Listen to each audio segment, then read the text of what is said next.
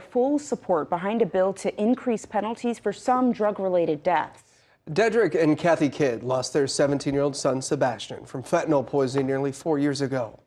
They've made it their life's mission to end the stigma surrounding drugs and mental health. Ophelia Jacobson spoke to the couple, who say the bill is a step in the right direction.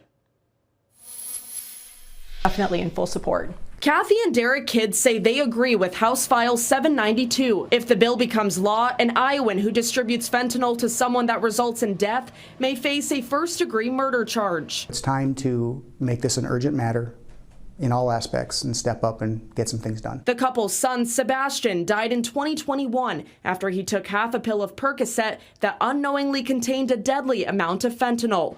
And while they support the bill, It will not solve the issue. Kathy and Derek say the focus needs to be on mental health and why people are turning to drugs in the first place. You can't always control the supply, but what we can do is we can work really hard to control the demand. Those voting aye, 69. Those voting no, 27. The bill passed through the Iowa House last week. It gained support and opposition from both parties. I stand in support of this bill. I will have to oppose this bill. I have a hard time saying no or yes. Some lawmakers expressed concern with the penalty, which someone could face even if he or she didn't know there was fentanyl in the drug or if there was no intent to harm. My fear is taking the life of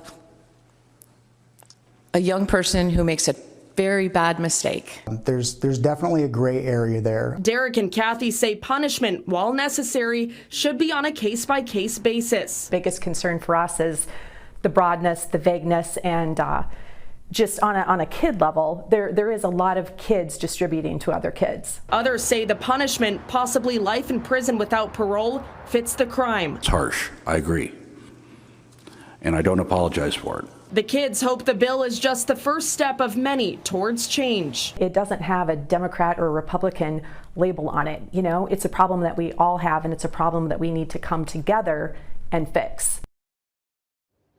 Ophelia Jacobson reporting.